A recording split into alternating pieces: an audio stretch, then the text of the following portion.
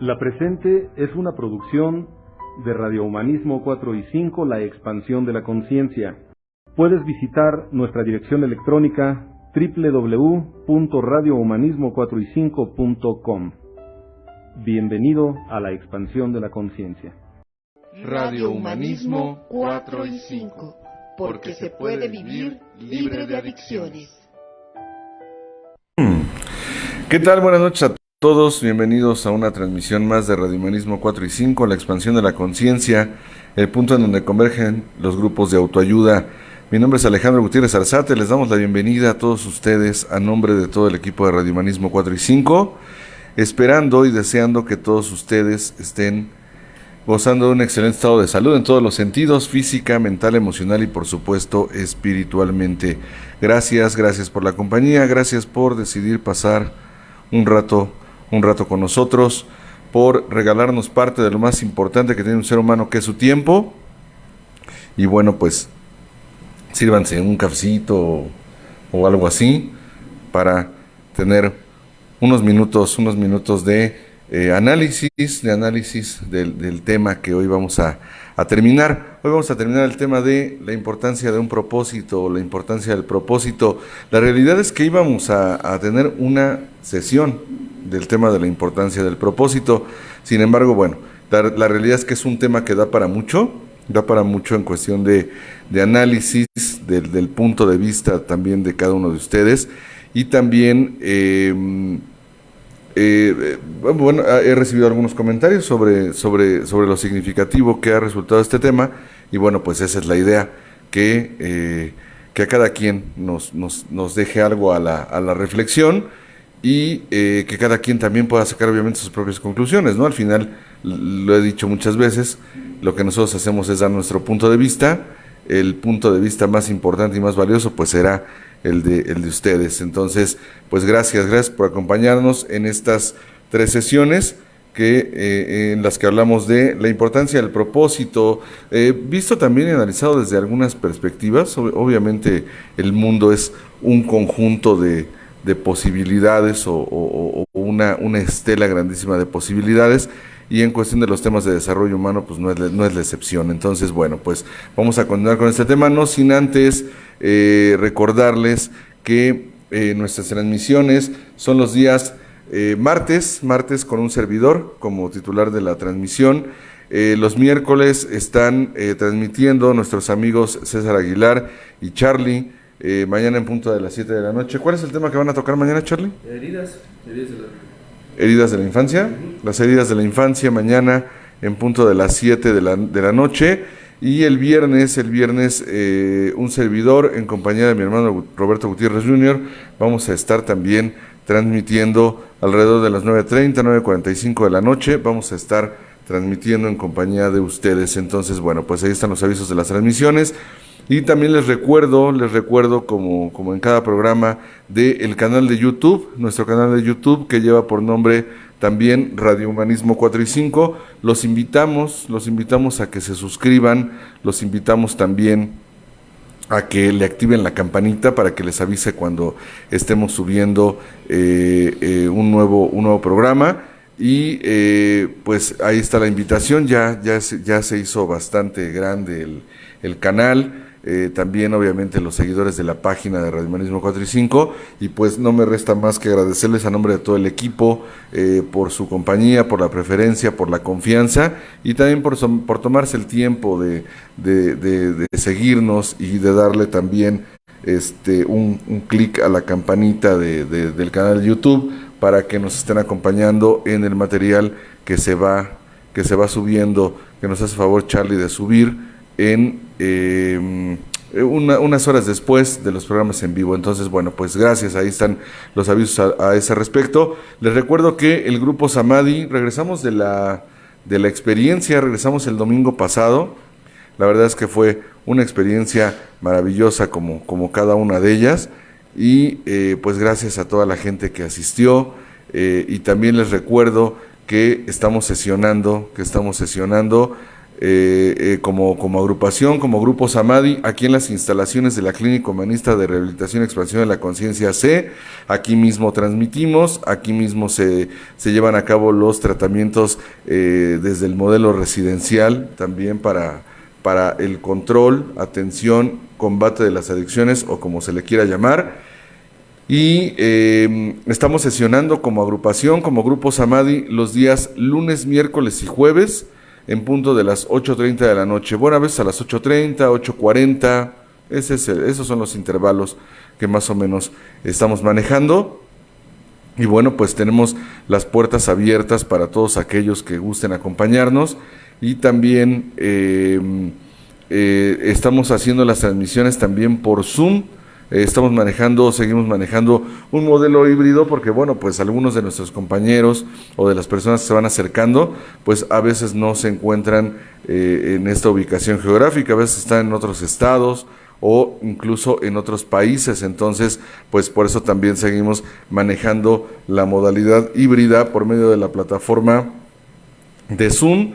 Y bueno, pues ahí están los avisos con respecto al grupo también. Y bueno, les recuerdo que tenemos también a la venta el libro de Historia y Evolución de los Grupos de Cuarto y Quinto Paso, de la autoría de mi padre, el doctor Roberto Gutiérrez Valdés, en donde mi hermano Roberto Gutiérrez y un servidor hicimos también una aportación en uno de los capítulos, y también algunos otros compañeros, padrinos, veteranos, madrinas, también ya veteranas dentro del programa.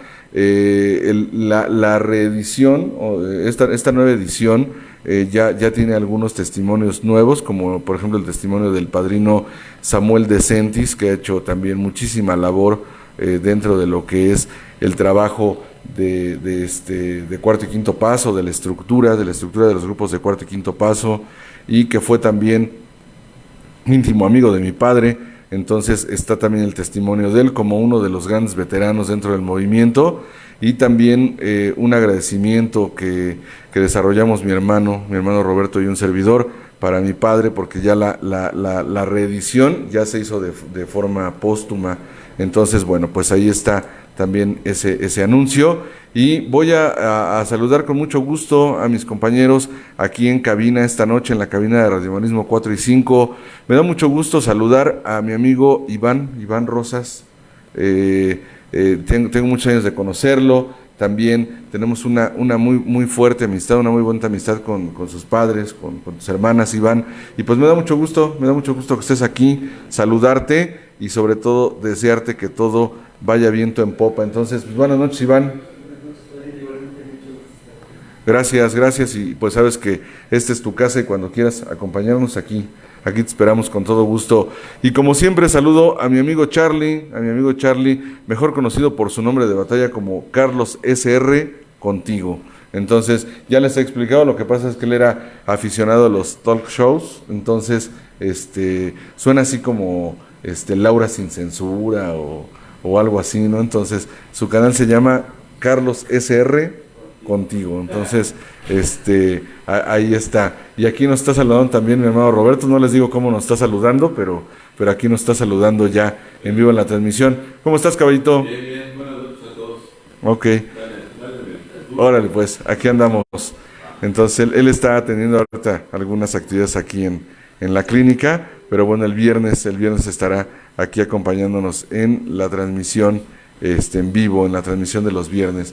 Entonces, bueno, pues vamos a continuar. Ahorita salió Charlie, ya no tuvo la oportunidad de saludarlos, pero más tarde se despedirá de ustedes. Entonces, bueno, aquí estamos retomando o continuando con el tema de la importancia del propósito. Les decía, originalmente este tema iba a tener una sesión, iba a dar mi punto de vista sobre la importancia de lo que se conoce como el propósito. Sin embargo, pues da para mucho, vuelvo a decirlo, este tema, la realidad es que da para mucho en cuestión de análisis, en cuestión de trabajo personal, y la realidad es que, bueno, pues podemos también analizar algunos otros puntos de interés general, como lo es el poder de las creencias. Yo creo que no voy a absolutizar, caería obviamente en una postura un tanto neurótica, atendiendo a aquellas frases psicoanalíticas que se que se le acuñan sobre todo, obviamente, al padre de la psicología moderna, el doctor Sigmund Freud, que a través de las décadas y seguramente a través de los siglos, pues seguirá obviamente siendo la figura representativa para muchos, pues muchos allegados a lo que es el tema de la psicología y el desarrollo humano como un todo, a pesar de que, bueno, algunas posturas mencionan que el psicoanálisis se cuece aparte, algunos siguen manifestando que el psicoanálisis no es psicoterapia, pero bueno, al final cada quien tiene su punto de vista. Sin embargo, mi comentario va dirigido a que para muchos de nosotros, pues, el doctor Freud seguirá siendo, a través del tiempo, pues obviamente la figura, una de las figuras, sin menospreciar obviamente el trabajo de ningún teórico representativo, tanto en la psicología científica como en la psicología moderna, mejor conocida como psicoanálisis, posteriormente el humanismo, la psicología transpersonal, etcétera. Sin menospreciar a nadie, la realidad es que el doctor Freud, pues, es la figura representativa en muchos sentidos de lo que se conoce hoy por hoy como la psicología moderna. Y el doctor Sigmund Freud, a él por lo menos a él le acuñan esta idea de que toda postura polarizada es una condición neurótica, o sea, todo aquello que se va a los polos, de acuerdo a la perspectiva del doctor Freud, tiene que ver con una condición neurótica. Por eso constantemente estoy diciendo que no pretendo absolutizar.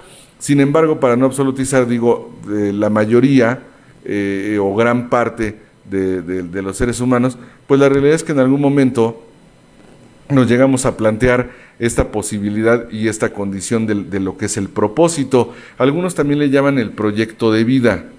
A algunos, vuelvo a decirlo, le llaman el propósito, otros le llamamos el proyecto de vida, pero el punto es que es, valga la redundancia, un punto de referencia.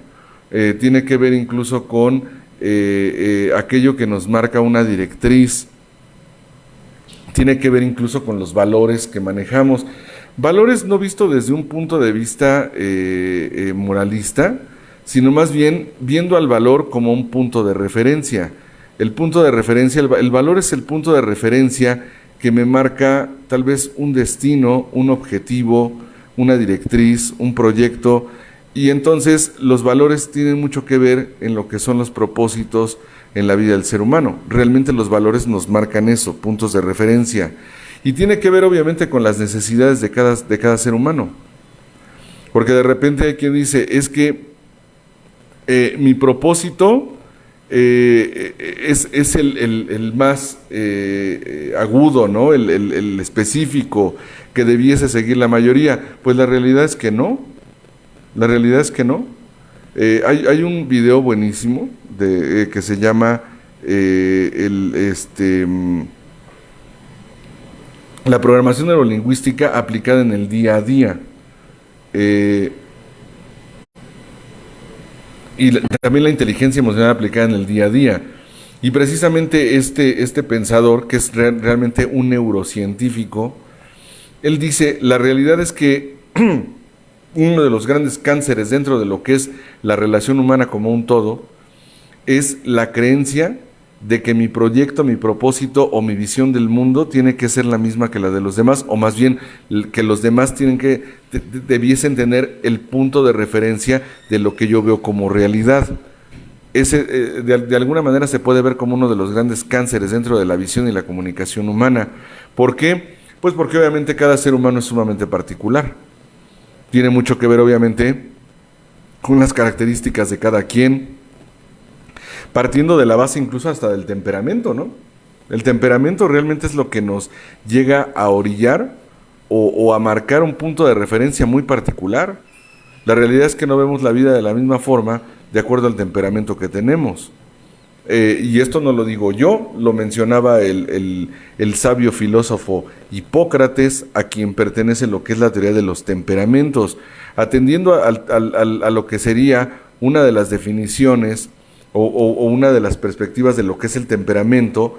El filósofo Hipócrates decía que el temperamento es una condición natural. Ya después se pudo aterrizar como que el temperamento es una tendencia comportamental innata que viene desde una perspectiva congénita. Si bien es cierto que genéticamente todos los seres humanos tenemos un temperamento, La realidad es que nuestro temperamento, el temperamento particular o la mezcla del temperamento que particularmente tenemos cada uno de nosotros, se da por una condición congénita. ¿Qué quiero decir con esto? Como ustedes saben, la congénesis se da como consecuencia de la mezcla entre los genes de mi padre y mi madre biológicos. ¿Y por qué menciono biológicos? Porque también hay padres de crianza. O sea, hay quien se forma con padres no biológicos. Sin embargo, el temperamento como tal, y que los padres de crianza, que por supuesto pueden ser también los padres biológicos, es lo que genera o que determina en gran medida, por ejemplo, lo que es el carácter, que el carácter no es lo mismo que temperamento. O sea, el carácter, decía Pitágoras, que el carácter es realmente una huella impresa. ¿Qué quiere decir? Que el carácter es algo que se va formando. Y Pitágoras decía que el carácter se va formando o que se forma aproximadamente entre los 2 y los 12 años de edad. Yo estoy totalmente de acuerdo con eso. Ahorita voy a dar un punto de vista al respecto. Pero decía Hipócrates que el temperamento es algo natural, o sea, el temperamento es algo que ya tenemos instalado. Obviamente él no utilizaba seguramente las mismas palabras que yo, sin embargo me estoy permitiendo hacer una especie de traducción libre. Entonces, el temperamento, algunos lo que le han acuñado es el término de que es una tendencia comportamental innata, vuelvo a decirlo, por una congénesis. Mi padre, el doctor Roberto, mi madre, la doctora Emma Arzate, ellos, su biología, llevaron a cabo una congénesis que dio como resultante la maravilla que ven. No, es broma. Lo que ven ustedes, lo que aprecian dentro de mi comportamiento innato, eso fue una congénesis. Mi temperamento, por ejemplo, la mezcla de mi temperamento yo soy melancólico sanguíneo. En mí predomina el melancólico, el temperamento melancólico. En mi intimidad, en lo que es el trato de Alejandro con Alejandro mismo, yo estoy consciente de que mi temperamento es melancólico. La música que escucho, el tipo de libros que a mí me atraen, incluso hasta las series que me gusta ver, el tipo de temas que toco, el tipo de música que a mí me gusta de repente interpretar o cantar, o sea, tiende a ser muy melancólico. De repente, si un sanguíneo se sube al carro conmigo, algún sanguíneo me podría preguntar, ¿qué andas bajoneado? Y yo lo que pregunto es, ¿y como por qué me preguntas eso, no? Pues es que oyes música, como muy, algunos incluso le llaman como para cortarse las venas, ¿no? No, simplemente la disfruto. Y no quiere decir que ande ni bajoneado, ni melancólico, ni depresivo, ni mucho menos, simplemente es la música que a mí me gusta. A mí mi estructura sanguínea de mi mezcla de temperamento, que sería mi temperamento secundario, a mí esa parte de mi temperamento me ayuda mucho para hacer una socialización. O sea, por ejemplo, para lo que es mi trabajo, o sea, para el tipo de trabajo que yo desarrollo. Por ejemplo, cuando imparto una clase en la universidad, o cuando doy una conferencia, o incluso cuando estoy con mi grupo de amistades, para transmitir en un programa, en un videoprograma como el que hacemos o una transmisión en vivo como la que estamos haciendo en este momento. Esa parte de mi temperamento a mí me ayuda a hacer contacto, ¿sí? Por ejemplo, cuando yo me siento en confianza, yo tiendo a ser muy abierto. O sea, me gusta mucho contar chistes y el cotorreo entre mis amigos. Pero, por ejemplo, cuando yo no conozco a la gente, no hablo. O sea, yo estoy consciente de que soy así. Yo tiendo a no hablar casi. Esa es una característica del temperamento melancólico. Pero mi parte sanguínea me ayuda mucho a hacer contacto con algunas personas. Aquí la cuestión es, ¿por qué estoy hablando de esto? Porque el propósito y el proyecto de vida tienen incluso que ver con el temperamento. ¿Sí? De repente hay quien dice, es que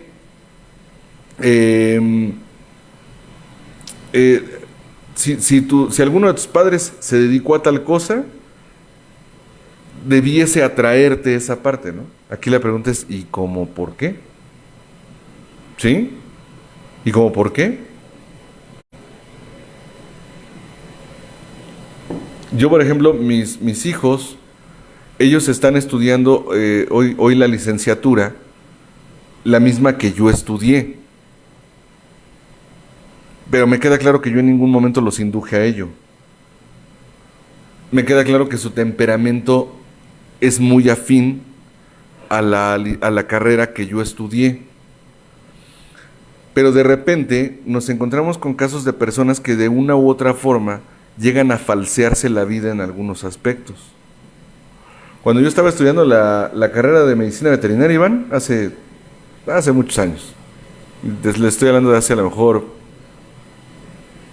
un chingo de años, 25, 26 años, les he comentado esta anécdota de que a mí me tocó estar en la época en donde se dio la huelga de 1998 en la UNAM, que duró bastante tiempo, fueron muchos meses los que duró la huelga, que fue cuando yo conozco la psicología. Y una de mis grandes pasiones en la vida es precisamente la medicina. A mí la medicina me parece una disciplina maravillosa, un área realmente impresionante y sumamente rica en muchos sentidos. Es algo que yo disfruto mucho cuando tengo la oportunidad de estudiar algo relacionado a lo que es la medicina. Sin embargo, yo recuerdo mucho el caso de pues uno de las actividades que más comunes dentro de lo que es la carrera de medicina son las materias que tienen que ver con lo que son procesos de disección. O sea, lo que es meterte al anfiteatro y ahí en vez de tu libreta tienes a tu organismo con el que estás trabajando. En este caso, nosotros trabajábamos con cánidos, o sea, con perros. Y entonces las disecciones se hacían con estos animalitos que su cuerpo ya inerte nos permitía estudiar la anatomía animal, en este caso haciendo uso de su cuerpo. Y entonces, pues obviamente el estar en un anfiteatro para mucha gente no es lo más agradable. Por ejemplo, los aromas pues no son los más atractivos, ¿no? Al final del día estás trabajando con cadáveres, entonces hay muchas preparaciones en cuestión de líquidos, por ejemplo, hay algunas preparaciones que se utilizan para, básicamente así se le llama, para masajear los músculos y los órganos y que se puedan conservar más tiempo para seguirlos refrigerando y que estos organismos o que estos cuerpos pues puedan mantenerse más tiempo y poder seguir pues haciendo uso de ellos para el estudio de la anatomía. Sin embargo, yo recuerdo mucho el caso de una compañera que para ella era una especie de suplicio estar en un anfiteatro. Sí, o sea, para mí era apasionante, a mí me apasionaba lo que veíamos. Algunas cosas no eran tan agradables que terminas habituándote, ¿no? O condicionándote, le llamaría la psicología científica. Y entonces, pues la realidad es que pues terminé adaptándome a esa condición. No me generaba mayor conflicto ya, esa es la realidad. Incluso llegaba un momento en que hasta salíamos a comer las quesadillas, regresábamos, nos volvíamos a poner los guantes, seguíamos trabajando, ¿no? Entonces, es parte de lo que es la habituación en una disciplina. Y entonces, yo recuerdo que para ella era sumamente, era una especie de suplicio el estar ahí. Incluso había veces que se tenía que salir y me decías que me dieron ganas de vomitar. Y ya con la amistad que habíamos desarrollado todo, yo sí le pregunté un día, le digo, oye, me queda claro que en algunos momentos esto no es nada grato para ti. Sobre todo que hay algunos organismos que tienen ciertas características, como por ejemplo encontrarte un perro dentro de otro perro, como que no es lo más agradable, ¿no? De verdad, o sea, ese tipo de cosas te llegas a encontrar. Y entonces le decía, pues ¿cuál es la causa por la que estás aquí? O sea, me refiero, ¿por qué estás estudiando esta carrera? Porque lo que para algunos puede resultar apasionante, para otros a lo mejor pues puede ser algo sumamente difícil de manejar, ¿no? Y me decía, es que mi padre y mi madre me dijeron, o estudias esto o no te apoyamos. No sé si esa situación sea muy común, pero yo la he escuchado varias veces. A veces hay personas que su proyecto de vida o su propósito, que ya esto es con lo que quiero entrar en materia, tiene que ver, incluso a veces, con lo que es la propuesta de realización de terceras personas. Este es un proceso que muchas veces se da, la mayoría de las veces se da a nivel inconsciente, quiero aclarar. O sea, por ejemplo, hay personas que le dicen a otras, es que yo quiero que tú hagas lo que yo no hice. Alguien puede pretender hacerlo con la mejor de las intenciones, ¿eh? Pero eso no quiere decir que no sea algo que pueda coartar la libertad del otro de decidir sobre su propia vida, en un sentido, por ejemplo, vuelvo a decirlo, de proyecto de vida. Pa' pronto, ¿qué es lo que estoy tratando de decir? Hay personas o incluso padres que tratan de realizarse de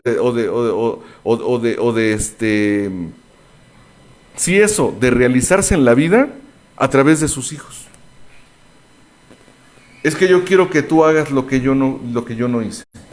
Aquí la pregunta es, ¿y eso en qué se puede tornar? ¿Eso en qué se puede convertir? Se puede convertir obviamente en una condición de actuación neurótica de la vida de un ser humano.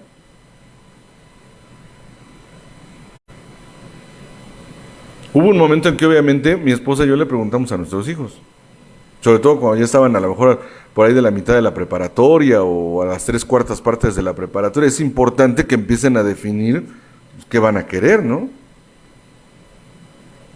Pero es muy diferente preguntarle al otro, a ti como qué te jala. Me he encontrado muchas veces con personas que me dicen, es que yo lo único que le pido a mis hijos es que vayan bien en la escuela. Ok, ¿qué es ir bien en la escuela? Yo quiero hijos de 10.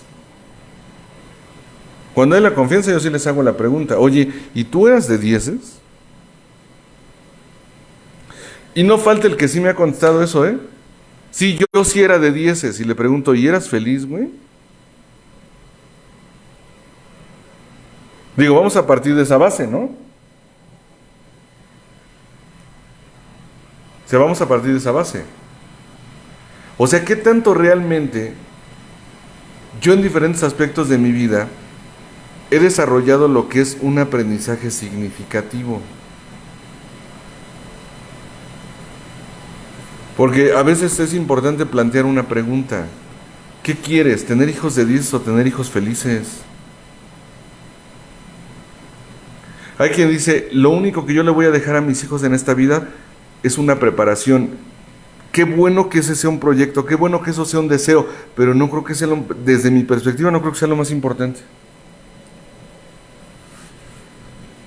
Yo cuando llegué a un programa, a mí me dijeron, te vamos a cambiar tu botella de alcohol por una vida útil y feliz. Nada más que a veces como que perdí la perspectiva de la parte que dice feliz. ¿Sí? Hay quien dice, ¿qué es lo más importante que le vas a dejar a tus hijos? Yo pretendo dejarle a mis hijos un desarrollo feliz. O sea, una infancia feliz, una adolescencia feliz.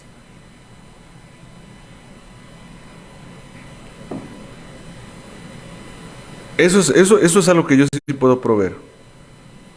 Y parte de la felicidad es llevar a cabo un esfuerzo consciente por evitar proyectar mis necesidades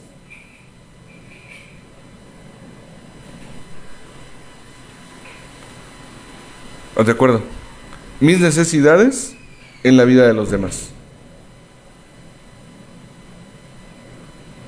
¿Qué quiero decir con esto? El proyecto es algo personal.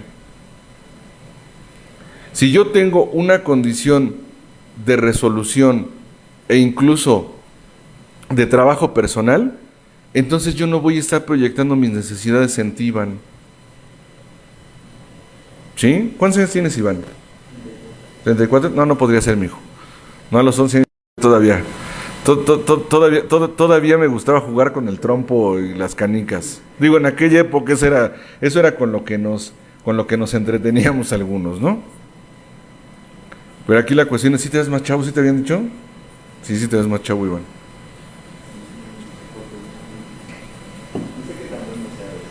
Ok. Pero aquí la cuestión es, ¿qué sucede si yo estoy completo? Porque de repente hay quien ya no tiene un propósito. Bueno, eso es lo que algunas personas sienten. Es que ya no tengo un propósito. Es que el problema es que a lo mejor te ves como un producto terminado, güey. ¿Sí? Yo me he encontrado, yo he tenido, me acuerdo mucho del caso de una señora que fue mi alumna. ¿Sabes cuántos años tenía esa alumna, Iván? Tenía 75 años. Mi alumna tenía 75 años. En aquel entonces yo debo haber tenido 35 años, más o menos. O sea, mi alumna era 40 años más grande que yo. Hicimos una buena amistad. Me caía súper bien esta alumna que hoy es mi colega. Tendrá unos 10 años de esto, más o menos, que fue mi alumna. Y en alguna plática que tuvimos, en un receso, estaba yo fumando un cigarro ahí cuando todavía se podía fumar en la carpa de la universidad en la que estaba. Ahora nos discriminan cada vez más a los fumadores. Ya te dan tu metro cuadrado en todos lados, ¿no? Para que hagas tu desmadre. ¿Con el qué? Ah, sí, con un extractor al lado, ¿no? Qué paradójica es nuestra cultura, ¿no? Ya no se pueden exhibir cigarros en un Oxxo, pero ahora todo ese espacio lo utilizan para los pomos, ¿no? O sea, esos sí están exhibidos. Entonces, la pinche doble moral, porque así me parece una pinchurrienta doble moral de las autoridades de nuestra sociedad. O sea, porque eso es una pinche doble moral, ¿no? Entonces, pero bueno, al final cada quien saque sus conclusiones.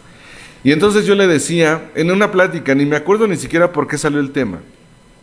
Le digo, oye, a mí me da mucho gusto ver que eres una alumna sumamente dedicada.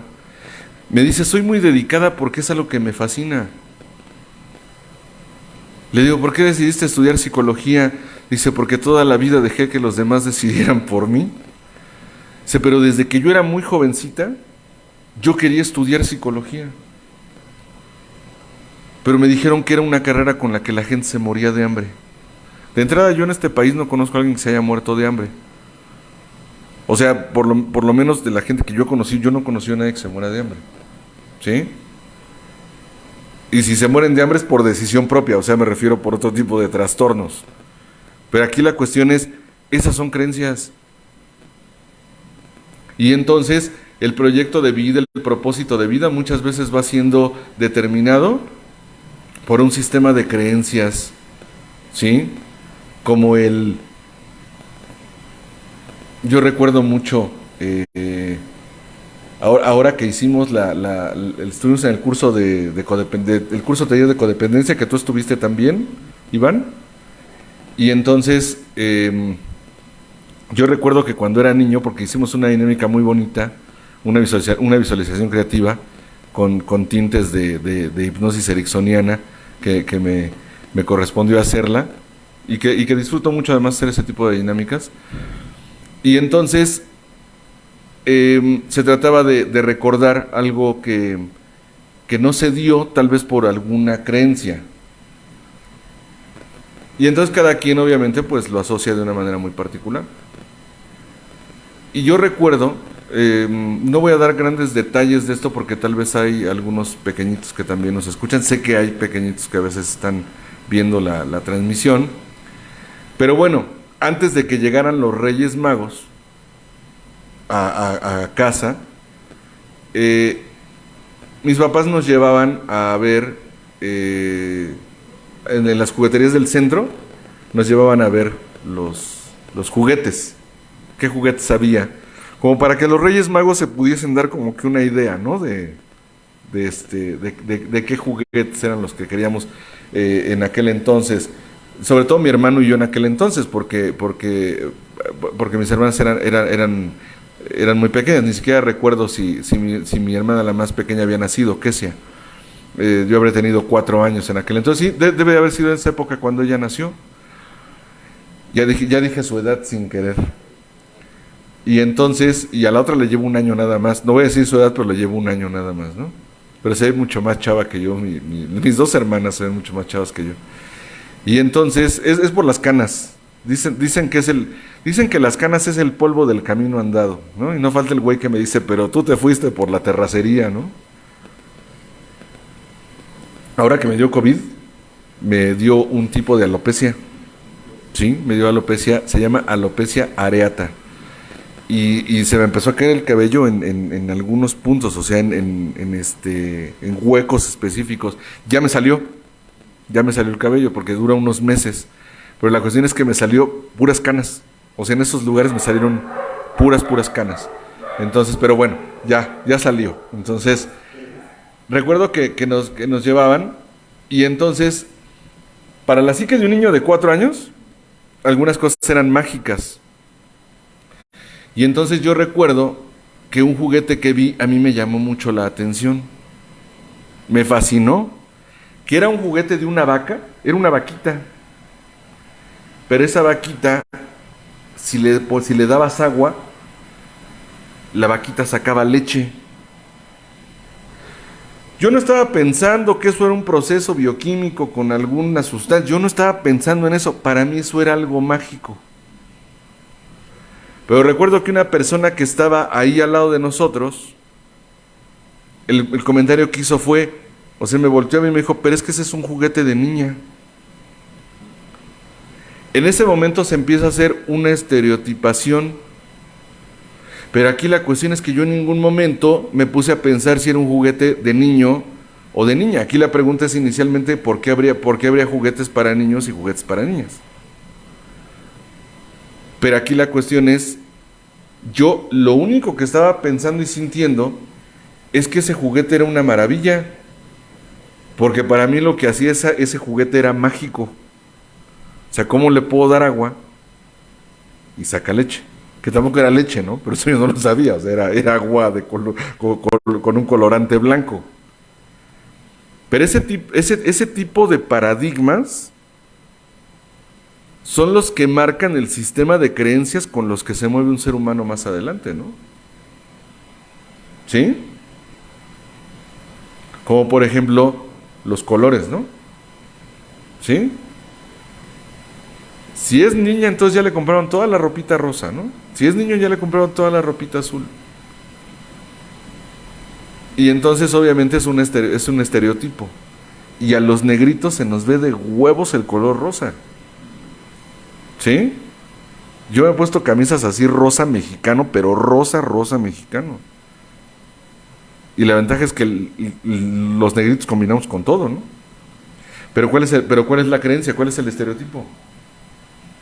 Que esos colores no corresponden, ¿no? Estoy poniendo ejemplos muy básicos, a lo mejor hasta muy burdos.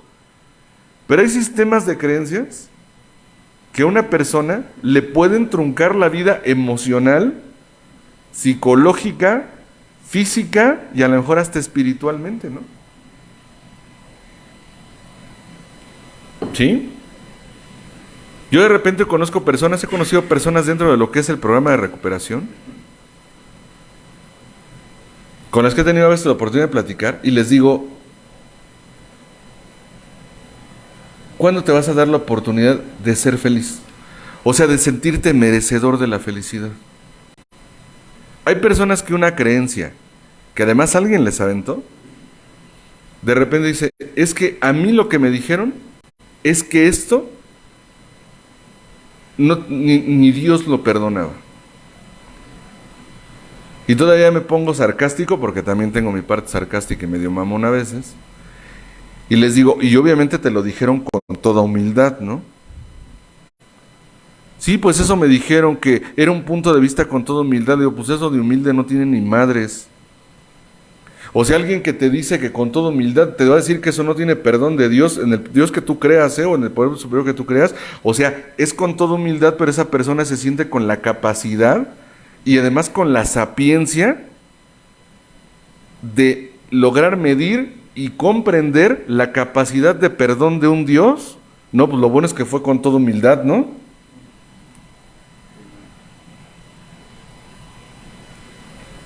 Hay quien dice, no, yo y alguien me dice, eso lo mando a la chingada, sí, pero cuando eras niño a lo mejor no podías.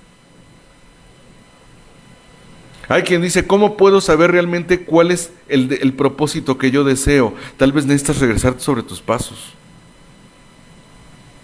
¿De verdad? Tal vez necesitas regresar sobre tus pasos. A mí siempre me atrajo lo que son las áreas de la salud.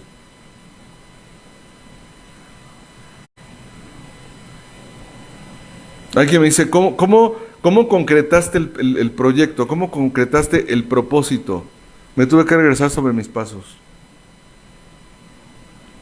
Y decir, y en una visualización creativa, decirle a esa persona que fue una docente,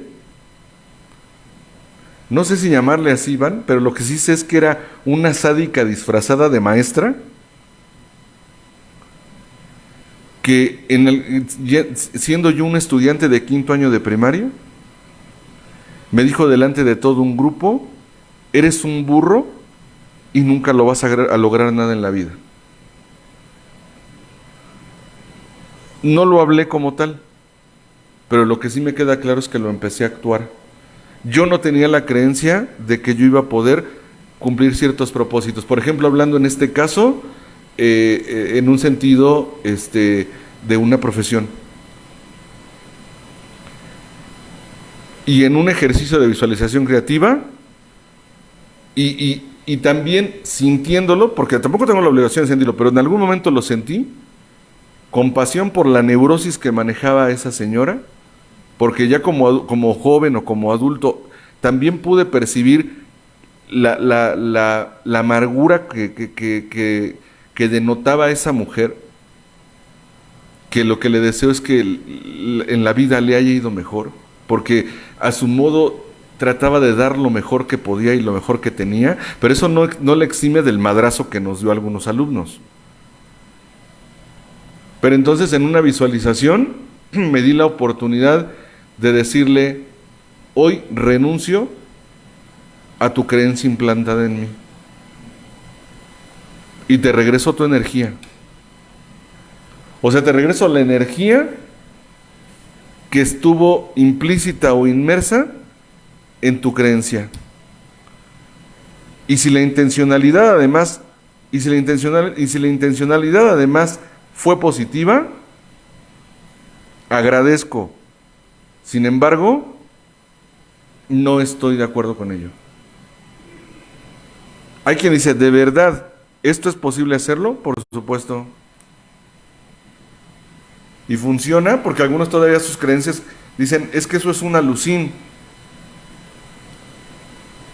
Y hay quien dice, no, eso es una sugestión. Ya te cayó el 20, claro que es una sugestión. Entonces, bueno, a lo mejor no sé si ya quedó claro que es una sugestión. O sea, la sugestión es increíblemente poderosa en la vida del ser humano. ¿Y por qué es increíblemente poderosa? Porque el cerebro humano no tiene la capacidad de distinguir la diferencia que existe entre algo que está siendo real y algo que es imaginario. Hay quien dice, eso que te dijo esa persona fue una idea, sí, pero la cuestión es que yo la empecé a replicar. Y entonces cada vez que yo me iba a enfrentar a un nuevo desafío dentro de lo que era mi formación educativa, ¿qué era lo que ocurría? Una parte de mí reiniciaba la idea, y reiniciaba la idea, y reiniciaba la idea. En el momento en el que yo me regreso sobre mis pasos dentro de lo que es la historia de mi vida, llegó un momento en que dije, yo renuncio a esto no es mío. Porque algo que yo aprendí en un programa es que yo soy un ser bueno, importante, valioso y capaz. Hay quien dice, entonces nada más compensarlo. No, le tienes que chingar, o sea, y es estarlo programando o reprogramando constantemente.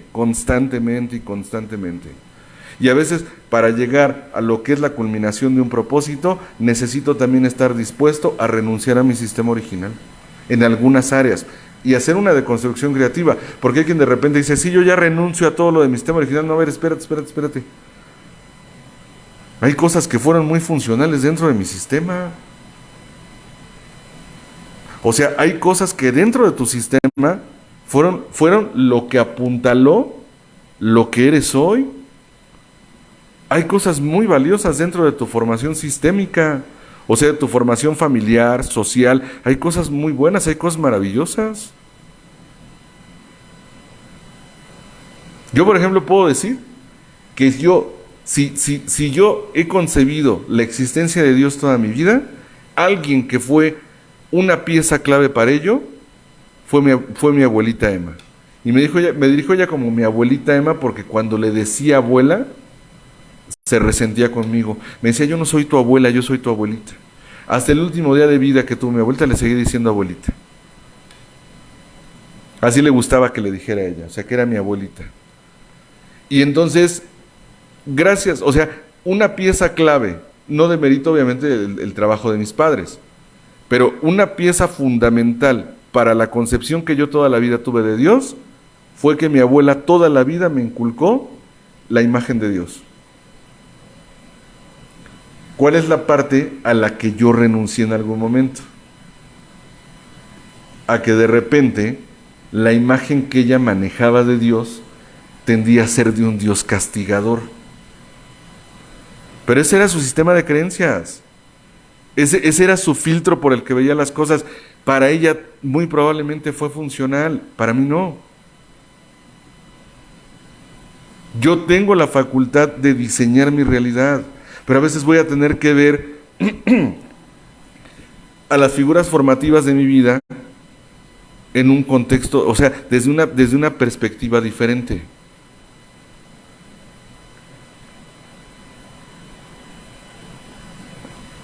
Y eso no es motivo de discordia, ni de divorcio emocional, ni de desamor, ni mucho menos. Simplemente es reprogramación.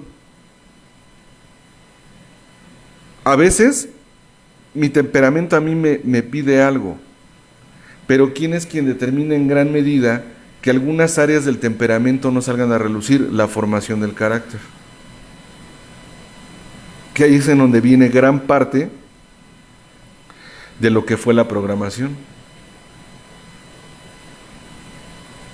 Pues, ahí es en donde muchas veces viene gran parte. Porque es importante regresarme sobre mis pasos, por ejemplo, hacer un minucioso inventario moral, porque con el golpe colectivo de energía que se da, puedo accesar a ciertas áreas en donde hay información de mi propia vida. Porque además, la realidad no es como fue, es como yo la recuerdo. Tú tienes hermanas, Iván. ¿Tus hermanas no son a veces cronistas de tu propia historia? ¿Y tú de la de ellas? Pero aquí la cuestión es que cuando entre hermanos nos ponemos a platicar de ciertas cosas, de repente no falta el que dice, no, güey, ¿no fue así? O de repente yo le digo a mis hermanos, no están locos, eso no pasó, pasó de así y así y así. ¿Quién está en lo correcto? Todos. ¿Por qué? Porque la realidad no es como fue, la realidad es como yo la recuerdo. Y además la mente va llenando huecos con información, pero de acuerdo a mi percepción de la vida. Si ahorita tú y yo nos ponemos a platicar, Iván, si alguien a los 10 minutos nos pregunta de qué estábamos platicando, es muy probable que nuestra traducción sea bastante fiel de lo que acabamos de hablar. Pero si nos preguntan mañana, ya no. Vamos a empezar a meter en cada quien desde un plano personal cierta información. Así opera la mente del ser humano. Hay quien dice, entonces esa no es la realidad. No, sí es la realidad, pero es tu realidad. En la formación del carácter, mi carácter se va formando a partir de la realidad de los demás. Y entonces muchas veces lo que se va deformando es mi propia realidad. ¿Qué sucede si yo hago un inventario de lo que es mi vida? Puedo encontrarme con que hay elementos de mi realidad que realmente se vieron como se les puso una especie de pantalla. Hay quien dice, ¿cómo entonces puedo trabajar con un proyecto o con un propósito? Primero que nada es importante regresarme sobre mis pasos, de preferencia en un entorno controlado. Llámese una experiencia de cuarto y quinto paso, un grupo de desarrollo humano, como es el Samadhi y muchos otros, una psicoterapia, una intervención psicotanatológica o cualquier otra modalidad de psicoterapia. ¿Por qué? Porque obviamente una de las cosas que es muy importante tratar de cuidar constantemente es la objetividad. ¿Por qué? Porque además, vuelvo a decirlo, mi mente es muy selectiva. Y entonces una persona puede decir, es que cuando era niño me daban unas golpizas brutales. El terapeuta, si me está manejando una objetividad, le puede preguntar, oye, ¿cómo eran esas golpizas? No, pues mi mamá me agarraba a nalgadas. Ah, ok. ¿Y alguna vez te quedó alguna secuela, alguna marca o algo? No, tampoco es para tanto. Entonces a lo mejor tu realidad es esa porque tú así lo recuerdas. Pero no quiere decir que así haya sido precisamente. Y entonces obviamente la realidad se vuelve más objetiva. ¿Por qué? Porque vuelvo a decirlo, la mente es increíblemente selectiva. Hay una postura muy básica, una frase muy básica, pero que a mí me convence mucho. ¿Por qué la terapia de pareja, dentro de lo que es eso, un entorno controlado, o sea, por ejemplo, un consultorio, un escenario controlado, por qué da resultados tan benéficos? Cuando se maneja, vuelvo a decirlo, con la objetividad y el equilibrio pertinente. ¿Por qué brinda esos beneficios? Pues porque obviamente partimos de la base de que siempre van a existir tres verdades. La de uno, la de otro y la objetiva. Y hay quien dice, bueno, entonces, ¿quién está en lo correcto? Pues desde esta perspectiva, ambos. ¿Sí? Diría un excelente músico conocido como el Mastuerzo, que es de mi época, los de Botellita de Jerez. Decía él, Paco Barrios, Francisco Barrios, decía él, ambos dos, ¿no? O sea, ¿quiénes tienen la razón? Ambos. A ver, ¿cómo? ¿Cómo puede haber dos realidades? Es que sí puede haber. Porque la realidad es una para él y otra para el otro. Y entonces, ¿quién está en lo correcto? Vuelvo a decirlo, la realidad no es como es, la realidad es como tú la recuerdas, como tú la diseñas. Entonces, en donde vienen muchos de los encontronazos dentro de las relaciones humanas, cuando quiero que a huevo mi realidad sea la tuya, Iván. ¿Sí? Y el espíritu descansa mucho cuando un día el ser humano dice, no estoy de acuerdo contigo, sin embargo acepto tu realidad. Y ese día dejo de pelearme conmigo o con alguna circunstancia.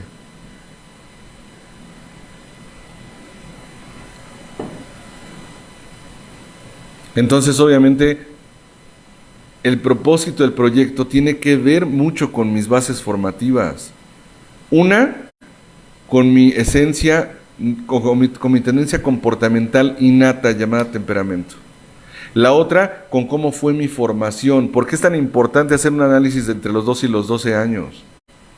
Porque cuando tenemos 2 años, o más o menos en ese ínter, es cuando los seres humanos empezamos a desarrollar lo que se conocen como emociones emergentes. Se llaman culpa y vergüenza. Y si se instalaron de forma recurrente o tóxica la culpa y la vergüenza, entonces esa persona puede estar constantemente intoxicada a nivel emocional.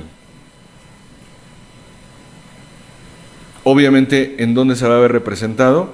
En lo que es la estructura de la personalidad. Recordando que personalidad es una palabra que significa juego de máscaras, sin embargo, una postura lo que señala es que la personalidad se da como la resultante de la mezcla entre temperamento y carácter. Y hay personas que son sumamente reduccionistas o sumamente cuadradas, podríamos incluso llamarle. Y entonces esas personas lo que tienen es una parálisis paradigmática que evita el desarrollo de la personalidad. O sea, personalidad es la capacidad de adaptarme de acuerdo a las necesidades que el entorno me está demandando. Porque los seres humanos tenemos una facultad camaleónica.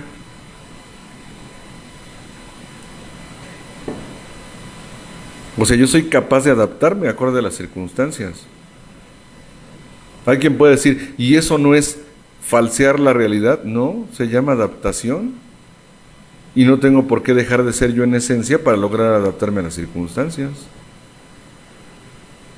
Cuando yo estoy en la universidad, ahí soy el maestro. Sí, pero cuando llego a mi casa, que es la casa de ustedes, ahí no. Ahí soy el papá y soy el esposo. Pero cuando voy a ver a mi madre, soy el hijo. Cuando estoy con mis amigos, soy eso, soy el amigo. Pero de repente hay quien se absolutiza como algo. Y por eso muchos familiares, de repente por eso empiezan a aborrecer al programa de recuperación. Porque todo es programa ahora, ¿no?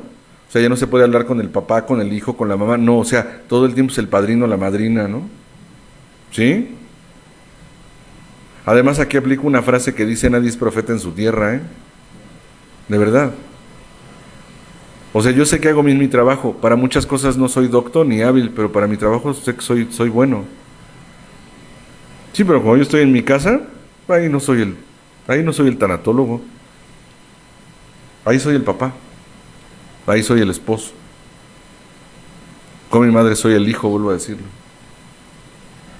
Y entonces, cuando yo estoy completo, mis propósitos son más claros, pero también respeto los de los demás. Me voy a permitir mandar saludos a nuestros amigos. Bueno, les mando un saludo a todos los que están conectados. Muchas gracias por compartir lo más preciado que tiene un ser humano, que es su tiempo. Y voy a mandar saludos a quien nos puso aquí un mensajito. A mi querido amigo José Medías, mejor conocido como Pepe de Oklahoma, y a su señora esposa, que también son nuestros compañeros del grupo Samadhi por medio del Zoom, y sobre todo nuestros amigos. Dice: buenas noches, padrino, saludos a Chale y a todos quienes escuchan esta noche. Gracias y un abrazo fuerte. Muchas gracias, Pepe. Saludos a Elena, a tus hijas, hasta Oklahoma. Gracias, mi querido amigo Pepe. Raimundo Cortés, también, querido amigo, dice: buenas noches, Alex, y a todo ese gran equipo que forman radiohumanismo4y5.com.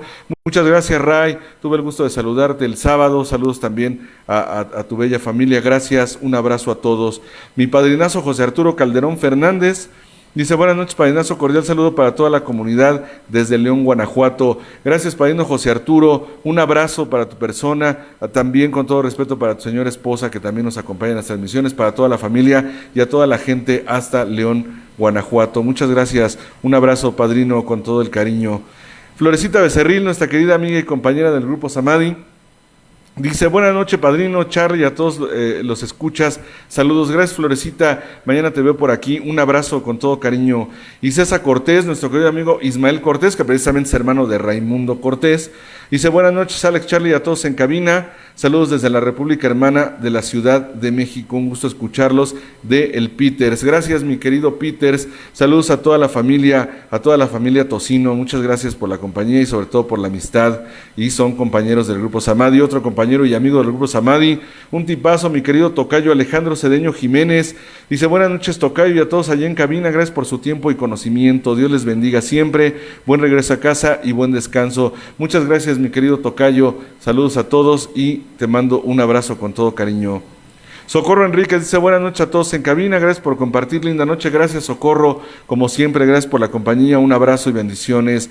Mi querida amiga Elizabeth Martínez, mejor conocida como Eli de Magú, dice: hola, Ale, buenas noches para todos, abrazos mil. Muchas gracias, mi querida, mi amada amiga Eli. Ayer fue su cumpleaños. Te mando un abrazo con todo el amor que te tengo. Saludos a toda la banda de Magú y que Dios te brinde muchos años más con toda la belleza en todos los sentidos como te caracteriza. Muchas gracias, mi querida amiga Eli Martínez. Pati Camacho Alvarado dice: buenas noches, profesor Alejandro, gracias por compartir. Muchas gracias, Pati. Gracias a ti por la compañía, por compartir tu tiempo con nosotros y bendiciones. Mi querida amiga Celeste Morales dice, hola Alex, buena noche, un fuerte abrazo para todos. Muchas gracias a mi querida amiga Celeste Morales. Bendiciones y que la salud sea una cascada para ti en estos momentos. Muchas gracias a mi querida amiga Celeste Morales. José David Olvera dice, buenas noches, licenciado Alejandro, licenciado Carlos y a todos los compañeros, de parte de Judith Vargas. Judith, muchas gracias, amiga y compañera del Grupo Samadhi por medio del Zoom. Gracias, te mandamos un abrazo de parte de todo el equipo. Pilar León nos manda un saludo. Gracias, Pilar. Saludos. Gracias por estarnos acompañando. Gracias a Pilar León.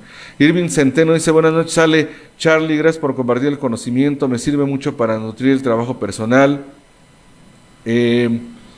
Dice que tengan una excelente y bendecida noche. Muchas gracias a mi querido Irving, a mi querido amigo Irving. Saludos a Dani también. Gracias, de verdad, un tipazo ese Irving. Es de esas personas que de verdad un gusto siempre coincidir con ellos. Gracias, Irving. Te mando un abrazo con todo el cariño que te tengo.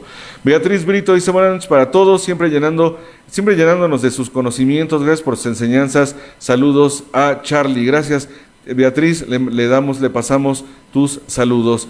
Mi querida amiga ya de muchos años, Alicia Espinosa, también a su esposo, mi querido amigo Raúl, mejor conocido como el Topo, nuestros amigos del Grupo Samadhi, papás de Iván, precisamente de Iván Rosas.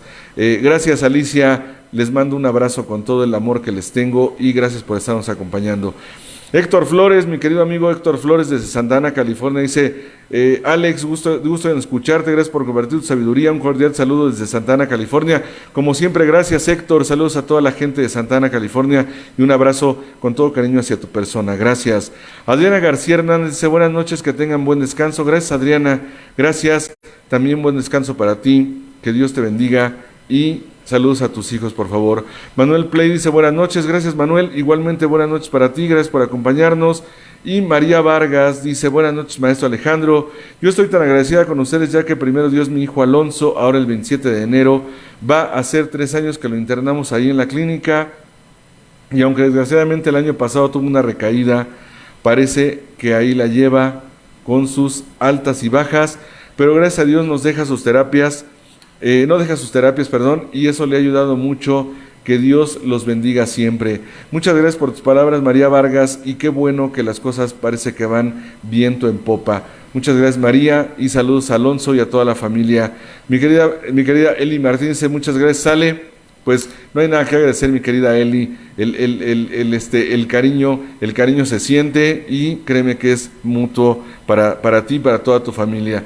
Y bueno, pues ahí está el punto de vista sobre lo que es la importancia del propósito. Con esto cerramos lo que es este tema.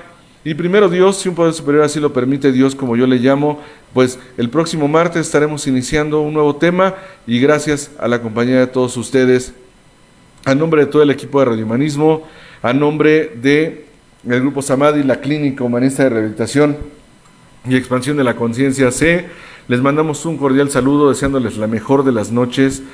Ahorita mi amigo Iván nos va a ayudar a finalizar la sesión, la transmisión, porque Charlie tuvo que atender una situación aquí en la clínica. Nada más le pones finalizar ahí, porfa, en la pantallita.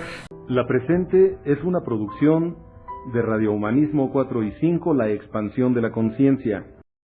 Radio Humanismo 4 y 5, porque se puede vivir libre de adicciones.